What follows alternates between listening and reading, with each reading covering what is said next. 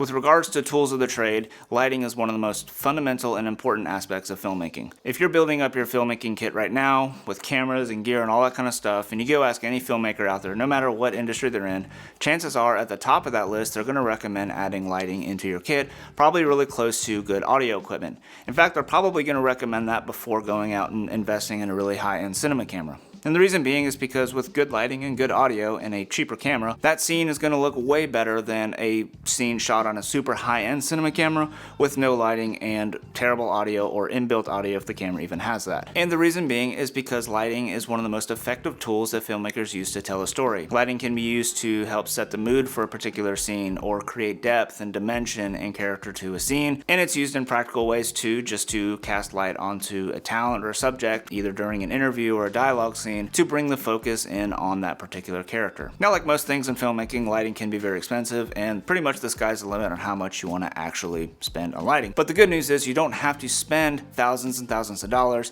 to start building up your lighting kit. In fact, the light that I want to talk about today is less than $100, at least at the time of recording, and it's actually behind that computer screen right now, so I'm going to go grab that so we can start talking about it. And the light I'm talking about is the Amaran AL-F7, made by Aputure, who in my opinion is one of the most exciting companies in the filmmaking industry, because they bring such high quality products at an affordable price point, so no matter the budget of the filmmaker or production, these are attainable to use for whatever filmmaking needs. And that's what I love about this company. That being said, Aputure's not paying me to say this. They didn't send me this light. I purchased this light with my own money because I really believe in their products. So now that we got that disclaimer out of the way, let's talk about what actually ships with the light and how I use the light and other ideas you could use the light for as well. So when you get your light in, it comes in this super handy carrying case, which I use all the time. It's really padded, super high quality. It comes with these little diffusion panels and a little ball head that's super high quality, and then it also comes with a USB Type-C cable along with, you know, some literature and all that normal stuff. And then there's the light, of course, which is a bicolor LED panel with 256 LED lights. I think it's 256. And bicolor meaning it can go from 9500 Kelvin all the way down to 3200 Kelvin. So to turn it on and off, you just got your power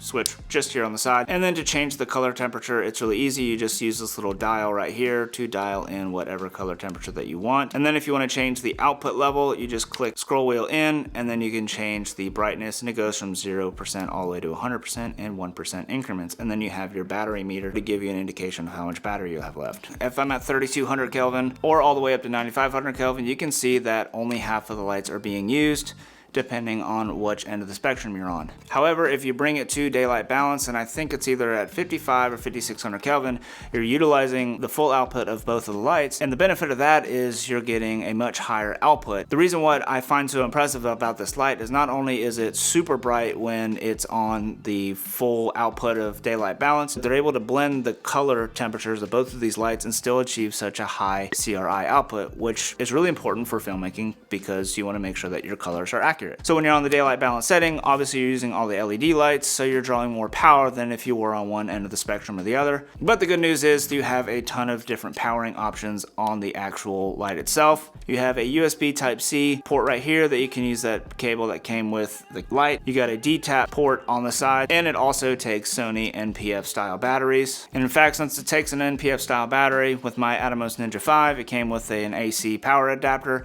and I actually can use that to power that off the wall as well. So if I'm filming an interview or something where I can have it on a light stand and I'm near power, I don't actually have to use battery power if I don't want to. I can keep it powered using that little battery plate. I don't know if it's recommended, but it definitely works. And then on the top and bottom and the side, you have these 1/4-20 threaded mounts, so you can mount it to your ball head, mount it all different places, either on top of your camera or on a light stand or what have you. So now that we've got the technical and physical aspects of this light out of the way, I'm gonna go put it back behind the computer screen because I think it looks really cool, and this is the only LED panel this size that I have. So one of the main reasons why I purchased this light was for wedding filmmaking, and specifically two cases. One case is for the speeches and toasts and all that kind of stuff, just to cast a little bit of light on the subject, just to make them pop a little bit more from the background. And then for the sparkler exit or the confetti exit or whatever the case may be, being able to cast a little bit more light onto the bride and groom as they're walking down the little exit aisle thing helps the, number one, helps my 5D track their face a little bit more, and it just brightens up the scene just a little little bit more so that the noise level isn't too high, and I can keep the ISO setting down just a little bit more on the camera. But because this light is so small and versatile, you can do stuff like stick it behind a computer screen and just add like a little bit of interest and character to the scene there. Or you can use it for a hair light if you want to, or even a fill light if you wanted to add some color contrast. You can use a fill light on the really blue 9500 Kelvin setting, or even a warmer tone down to the 3200 Kelvin setting. But I also would not hesitate to use this as a key light if I were in a pinch, or if I were, you know, traveling and I was trying to pack as light as possible.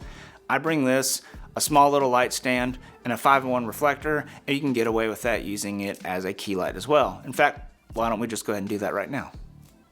Okay, here we are. My key light now is just the F7, and I've got a 5-in-1 reflector right in front of it, and that's all I'm using. And to give you an idea, this is the 120D. Turn that on, and yeah, it's super bright. So just to show you that you can use it as a key light if you are in a pinch. The only other light that's on in the room is my little overhead ceiling light. So yeah, if you're in a pinch, you can definitely use this as a key light as well. So who do I recommend this light to? Honestly, I recommend getting this light if you're at any stage of your filmmaking career, or if you're a photographer. I really think that this would be a good light for you. Again, I'm not being paid by Aputure, I'm not sponsored by them or anything. I just really think this is an awesome, super versatile light to have in your kit. Well, anyways guys, if you found that helpful or useful or entertaining or anything like that, definitely hit that thumbs up button, hit that subscribe button down below, and I hope to see you in the next video. Peace.